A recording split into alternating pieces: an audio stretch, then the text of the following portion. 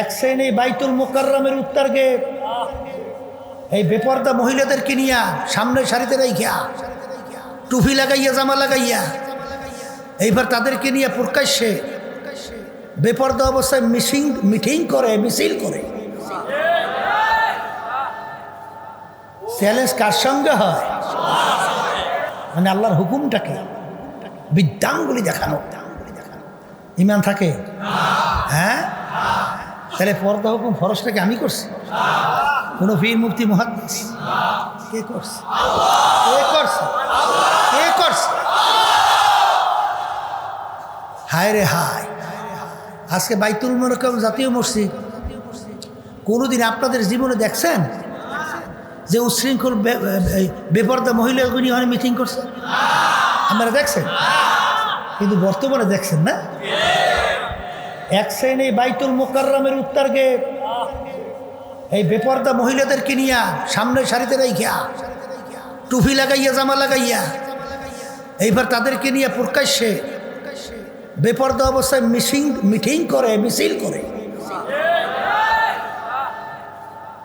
Challenge কার সঙ্গে হয়? এই পর্দা ফরজটা হুকুম আমি করছি? হ্যাঁ। তা আল্লাহ যদি পর্দা ফরজ হুকুম করে কোনটা পর্দা কয় কাকে বলে কাকে? শোনেন, বর্তমানে একদল বাইরে এসে নাম দিয়েছে ইসলাম, আছে না? নাম দিয়ে কি বলে? ছেলেরা সরো, মেয়ে বন্ধুরা আসো, বৈষম্য দূর করো। কি দূর করে? আচ্ছা আমি জিজ্ঞাসা করি, মেয়ে ছেলেদের ভিতরে পার্থক্যটা এটা আমি করছি? কোন পীর মুফতি মুহাদ্দিস? কে করছে? আল্লাহ যদি করে তাইলে এই কথার মাধ্যমে কি হয়? বৈষম্য কে করছে? ও কথা মধ্যে বাইরে না, তাহলে বুঝায় না বৈষম্য আল্লাহ করছে? আউযুবিল্লাহ। যাই না সই না বুঝে যদি এই কেউ কথা বলে তার ঈমান থাকবে না। একটা মানুষ নামাজ পড়ে না, কিন্তু নামাজ পড়া দরকার, শয়তানের ধোকায় পারি না, এই একটা ব্যাপার। আর একজনে বুক টান করে গলা টান করে বলতে থাকে, এই নামাজ লাগে কিসে? এই মাসালা কি কয়? ঈমান আছে নাই? হেও নামাজ পড়ে না, এটাও নামাজ পড়ে, কিন্তু সে আল্লাহর হুকুমের বিরুদ্ধাচারণ করে নাই, সে নিজে অপরাধে স্বীকার করছে। আরো তো ড্যানকার, ওটা লাগে কিসে? মানে আল্লাহর হুকুমটাকে বিদ্যাঙ্গুলি দেখানো। ঈমান থাকে? হ্যাঁ। তাহলে পর্দা হুকুম ফরজটাকে আমি করছি? কোন পীর মুফতি মুহাদ্দিস? কে করছে? কে করছে? কে করছে? হায় রে হায়।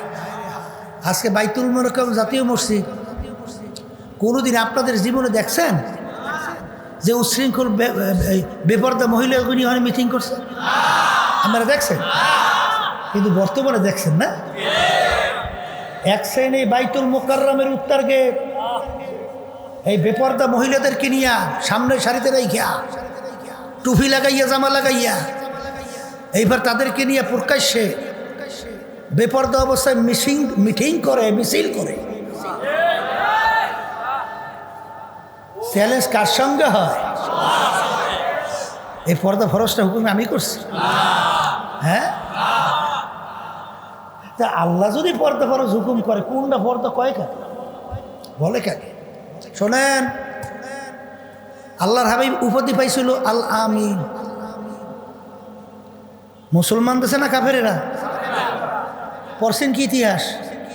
কাফেরেরা উপাধি দিছে আল আমিন। আলামিন আমরা ব্যাখ্যা কি করছি, অর্থ কি করছি? সত্যবাদী। কি করছি? সত্যবাদী। তাহলে একটা ভালো গুণ, সত্যবাদী একটা। আচ্ছা আচ্ছা, আবু বকরের সঙ্গে আমরা সামনে উপাধি কি লাগাই? সিদ্দিক। এর অর্থ কি? সত্যবাদী। কথা ঠিক? তাহলে আল আমিনের অর্থ করলাম সত্যবাদী, সিদ্দিকের অর্থ করলাম কি সত্যবাদী। কথা ঠিক কিনা? আল্লাহ রাব্বুল আলামিন হুকুম করেন ওয়াকুনু মা'আস সাদিকিন, তোমরা সাদিকিন বান্দাদের সংস্পর্শে যাও, তাদের দলভুক্ত হও, তাদের সাথে সম্পর্ক রাখো। তাহলে সব জায়গায় কি সত্যবাদী, সব জায়গায় কি সত্যবাদী। বর্তমানে এক শ্রেণীর ইসলামের নাম দিয়া পা হইতে মাথা বলতো সব মিথ্যা আছে, এমন বোধ সেরকম। ওকে আমি একা বলি মনে হয় না, তাহলে আছে না? এখন বাচ্চাদেরকে জিজ্ঞেস করি, এটা উত্তর দেন তো। আল্লাহর হাবিব উপাধি হইল সত্যবাদী, আবু বকর রাদিয়াল্লাহু তাআলা আনহু উপাধি হইল সত্যবাদী। আল্লাহ বলে সত্যবাদীদের সংস্পর্শে থাকো, তাদের দলভুক্ত হও, তাদের সহবতে থাকো। এখন যারা নাকি মিথ্যাবাদী, তারা কি আল্লাহর হাবিবের দলভুক্ত হয়? সাহাবায়ে কেরামদের দলভুক্ত হয়? আল্লাহর হুকুম মানা হয়? আচ্ছা বলেন তো, একটা মাসালা একটু তাহকিক করেন। যাদের থেকে একবার মিথ্যা প্রমাণিত হয়, তাদের সাক্ষী শরীয়তের দৃষ্টিতে গ্রহণযোগ্য? আর একটু আসতে বলে, সাক্ষী গ্রহণযোগ্য নাই? আচ্ছা, এরপর আর কি পাইছেন? তাইলে মিথ্যাবাদীদের সাক্ষী গ্রহণযোগ্য না। এরপরে আপনারা কি পড়ছেন? যাদের থেকে মিথ্যা প্রকাশিত হয়, যাদের থেকে কি কথা বলে না করো মিথ্যা প্রকাশিত হয়, তাদের সনদে হাদিস বয়ান করা সুরা জায়েজ আছে। কে কি বলছে? কথা বলে না, বলে না, কেউ বলে নাই, কেউ বলে নাই। তাই যাদের থেকে জীবনে মিথ্যা প্রমাণিত, তাদের থেকে হাদিস রওয়ায়াত করা জায়েজ নাই, তাদের থেকে হাদিস শোনা জায়েজ নাই, তাদের সনদে হাদিস বয়ান করা জায়েজ নাই, তাদের সাক্ষী গ্রহণযোগ্য না। তাহলে মিথ্যাবাদীদের চরিত্র আল্লাহর হাবিব, সাহাবায়ে কেরাম, তাবিঈন আল্লাহর নির্দেশের বাহিরে। কথা ঠিক কিনা? মিথ্যা বলার অভ্যাস শুনছি। এই যে যুদ্ধ কিছুদিন আগে চলছিল, যুদ্ধ এখন আবার কিছু কিছু চলতেছে। ইরান, আমেরিকা, ইসরায়েল চলছে না? এখনো তো বাদ হয় নাই, টুকটাক শুরু হয়েছে আবার, আল্লাহ মাফ করুক। তাহলে সেখানে যত পেপার, পত্রিকা, মিডিয়া, যত সংবাদ প্রকাশিত হয়েছে, মিথ্যা বলছে কারা?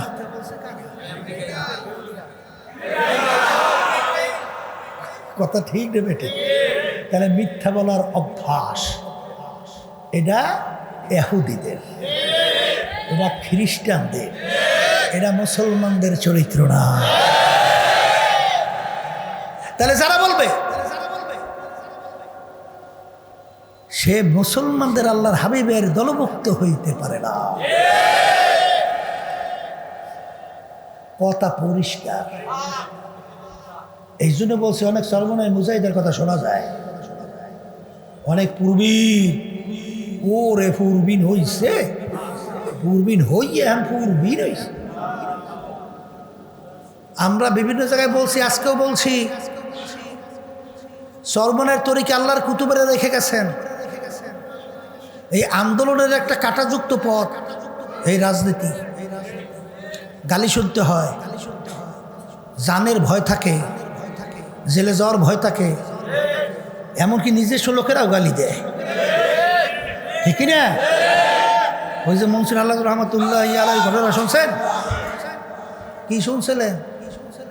শরীয়তের দৃষ্টিতে বাদশাহ হুকুম করছিল পাথর মারো, রক্ত শরীর থেকে ঝরঝর করে বেরিয়ে, সে হাসে হাসে। একটা লোক দূর থেকে তার দিকে একটু ধুল নিক্ষেপ করছে, ধুল কাছেও তো যায় নাই, ধুল কাছে যায়, কিন্তু সে জোরে চিৎকার মাইরা মাটিতে গড়াগড়ি করে জিজ্ঞাসা করছে, ভাই ব্যাপার কি? এতগুলো লোক আপনার শরীরে পাথর মারল, রক্ত বের হইতেছে, আপনি হাসেন, আর ওই লোকটা দূর থেকে ধুল মারছে, আপনার শরীরে কাছেও আসে নাই, আর আপনি এইভাবে অস্থির হয়ে গেছেন, কারণ কি? তখন সে বলতেছিল, যারা আমার গায়ে পাথর মারছে তারা আমাকে চেনে না, এই জন্য আমার কোনো কষ্টও লাগে নাই। কিন্তু যেই লোকটা দূর থেকে আমার শরীরে ধুল মারছে সে আমাকে চেনে। তা সে চিনে আমার গায়ে কিভাবে ধুল মারলো এইটা আমি সহ্য করতে পারি না। তা এখানে জাতীয় নির্বাচন 2026 অন্যান্য যারা নাকি বিরোধিতা করছে না করছে এতে কিন্তু কষ্ট লাগে না, কিন্তু আমাদের নিজস্ব লোকেরা যখন শুনি উল্টা ফুলটা করছে তখন কিন্তু কষ্ট লাগে। কথা ঠিক না ভাই?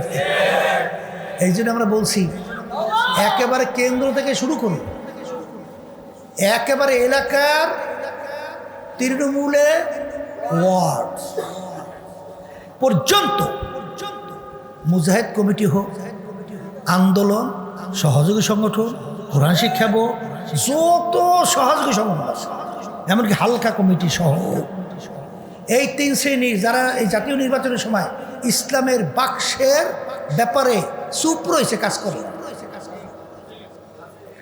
তলে তলে অন্যত্র কাজ করছে এই বাক্সের বিরুদ্ধে, যারা প্রকাশ্যে অন্যত্র করছে এদের কেন্দ্র থেকে শুরু করে একেবারে তৃণমূল পর্যায় পর্যন্ত সব সংগঠনে কেউ যেন সদস্য পদেও কোনো কমিটিতে থাকতে না পারে।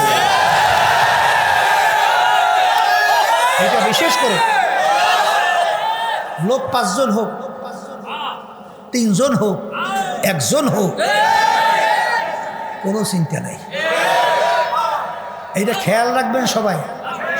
যদি এরপর কমিটি বানাবার ব্যাপারে আপনারা ব্যতিক্রম করেন তাহলে আপনারা আমিরের হুকুমের বিরুদ্ধাচরণ করছেন। তাহলে আপনি আমিরের হুকুমের বিরুদ্ধাচরণ করেন, এই তরিকার সাথে এই সংগঠনের সাথে জড়াইয়ে থাকা কোনো অধিকার আপনার নাই। আমিরের হুকুম মানা ওয়াজিব না? কথা বলে না? তাহলে সেখানে পরিষ্কার কথা, আপনাকে কেউ বাইন্ধে রাখছে? কেউ জোর করছে? আপনার যেদিকে ভালো লাগছে, আমাদের কথা আপনারা শোনেন নাই, আপনি সেদিকে হাঁটেন, কিন্তু আপনি লেবেল লাগাই ক্ষতি করেন কেন? ব্যাপার কি? আল্লাহর কুতুবদের এই রুহানি বদদোয়া, এই হক তরিকার এইটা নিয়েন না, তাহলে কিন্তু খাসরাত দুনিয়া ওয়াল আখিরাত, দুনিয়াতে অপমানিত হবেন, লাঞ্ছিত হবেন, ধ্বংসপ্রাপ্ত হবেন, আখিরাতে ধ্বংসপ্রাপ্ত হইয়া উঠবেন। তাই যাদের কলব ভালো, আল্লাহর ফজলে হুঁশ থাকতে মিথ্যা বলতে পারবে না, যাদের কলব ভালো দুনিয়ার যত সম্পদ, যত টাকা, যত গাড়ি বাড়ি, যত লোভনীয় অপার দেখ না কেন, আল্লাহর ফজল ও করমে তাদেরকে ঈমান থেকে টালাতে পারবে না। যাদের কলব ভালো হয়ে যাবে, অযথা অন্য কোনো একটা পিপিলি কেউ কষ্ট দিতে পারবে না। কথা বলে না? এই কলব ভালো করার জন্যই বাজান এই তরিকার যে পাশ ঔষধ আল্লাহর কুতুবের আপনার আমার জন্য রেখে গেছেন। মন চায় না আজকে একজনে বলে হুজুর গুনাহ করতে আমার খুব মজা লাগে। তা গুনাহ তো মজা লাগবেই, আসতে বলে গুনাহ তো মজা লাগবেই। তাইলে আপনি জিহাদটা করবে, রজানা মিন জিহাদিল আসগর ইলা জিহাদিল আকবার। আল্লাহর হাবিব সাল্লাল্লাহু আলাইহি ওয়াসাল্লাম বলেন, হে আমার সাহাবারা, ছোট যুদ্ধের থেকে বড় যুদ্ধের দিকে রওনা করলাম। সাহাবায়ে কেরাম বলে, আল্লাহর রাসূল এর চেয়ে আবার বড় যুদ্ধ কোনটা? আল্লাহর হাবিব সাল্লাল্লাহু আলাইহি ওয়াসাল্লাম বলেন, নফসের সঙ্গে জিহাদ করে এর চেয়ে বড় যুদ্ধ। তাহলে বোঝা লাগবে নফসের সঙ্গে জিহাদ করা কিন্তু অত সহজ না। কিন্তু যেই আল্লাহর বান্দাবান্দি পুরোপুরি ইয়াকিনকে নির্ভেজাল কইরাও যদি আল্লাহর হুকুম পালনের জন্য, আল্লাহর হাবিবের তরিকা অনুযায়ী চলার জন্যে যদি রাস্তায় নামতে পারে, আমার মালিক ওয়াদা করছেন, আল্লাযীনা জাহাদু ফীনা লানাহদিয়ান্নাহুম সুবুলানা ওয়া ইন্নাল্লাহা লামাআল মুহসিনিন। আল্লাহ রাব্বুল আলামিন বলে, বান্দা বান্দি তোমাদের ভয় চিন্তা নাই, তোমরা যদি আমাকে রাজি খুশির উদ্দেশ্যে আমার হুকুম পালনের জন্যে, আমার হাবিবের তরিকা অনুযায়ী চলার জন্যে যদি তোমরা পুরাপুরিভাবে নিয়াত কইরা নামতে পারো রাস্তায়, যত বিপদ মুসিবত আসুক না কেন, আমার আল্লাহ বলেন ওই রাস্তায় চলার জন্য আমি তোমাদের জন্য বহু রাস্তা খুইলা দেব। কিভাবে রাস্তা খুলবেন এটা তোমার আমার ব্রেনে জেহেনে ধরবেও না। কারণ মানে ইউসুফ আলাইহিসসালামকে বিবি জুলাইখা 7টা দরজার ভিতরে আটকালো, দরজাও 7টা, তালাও মারলো 7টা। হে ইউসুফ, এখন তুমি আমার কথা নামাই না, কোনো উপায় নাই। তাকাইয়া সামনে দেখো, দরজাও 7, তালাও মারছি 7। খবরদার, আর আমার কথা নামাই না, উপায় নাই, কোনো পথ নাই।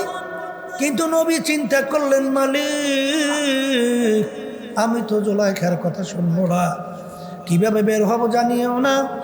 আমি তোমার উপরে তাওয়াক্কুল কইরা দৌড় মারলাম। দৌড় দেওয়ার সঙ্গে সঙ্গে আল্লাহ রাব্বুল আলামিন 7টা দরজার ভিতরে তালা মারা টাস টাস কইরা হইলা দিল। নবী বের হইয়া আসলো, আর আটকে রাখতে পারে নাই।